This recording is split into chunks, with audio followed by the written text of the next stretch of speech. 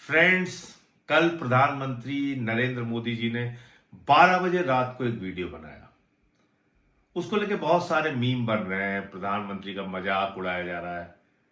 लेकिन मैं सच में आपसे कुछ गंभीर सवाल पूछना चाहता हूं। क्या वास्तव में अब भी प्रधानमंत्री की बातों पर आपको भरोसा है? जो प्रधानमंत्री 2 करोड़ नौकरी हर साल देने का वादा करके आपसे झूठ बोलता है, क्या उस पर आपको भरोसा है? क्या 12 साल में 24 करोड़ नौजवानों को रोजगार मिल गया हिंदुस्तान के अंदर?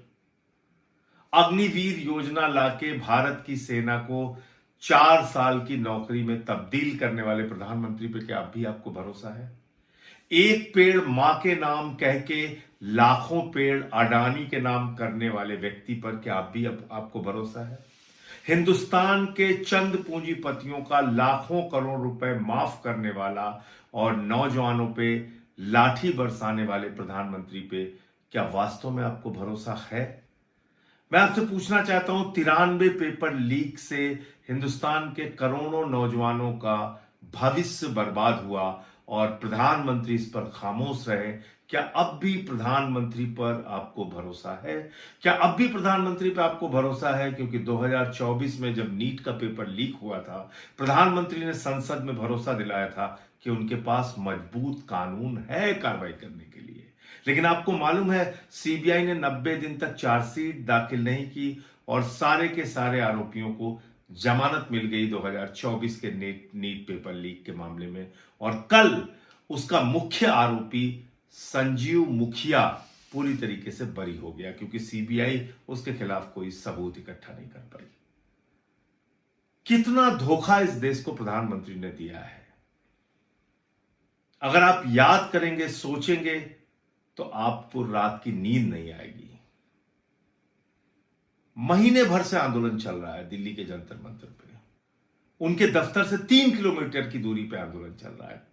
देश का करोड़ों नौजवान आंदोलित है, सड़कों पे है, प्रधानमंत्री से फरियाद कर रहा है, शिक्षा मंत्री का इस्तीफा ले लो, कुछ तो जवाबदेही तय करो। देश का युवा कह रहा है, जो 21 बच्चे मारे गए उनके परिवार को मुआवजा तो दे दो कम से कम प्रधानमंत्री जी। नहीं सुना प्रधानमंत्री ने। अब कह रहे हैं फास्ट ट्रैक कोर्ट बनाएंगे। अब बस यही बहुत बड़ी चीज आपके लिए कर रहे हैं, जश्न मनाइए आप। अरे उस फास्ट ट्रैक कोर्ट के सामने सबूत कौन लेके जाएगा? सीबीआई लेके जाएगी, पुलिस लेके जाएगी। वो सीबीआई तो कहती है कि आरोपी ही नहीं है। वो सीबीआई तो सबको छुड़वा देती है, कोर्ट के सामने कोई साक्ष्य प्रस्तुत नहीं करती। तो बिना कोर्ट के सामने साक्ष्य के कोई भी फास्ट ट्रैक कोर्ट या हवाई कोर्ट, कोई भी कोर्ट कैसे सजा दे देगी?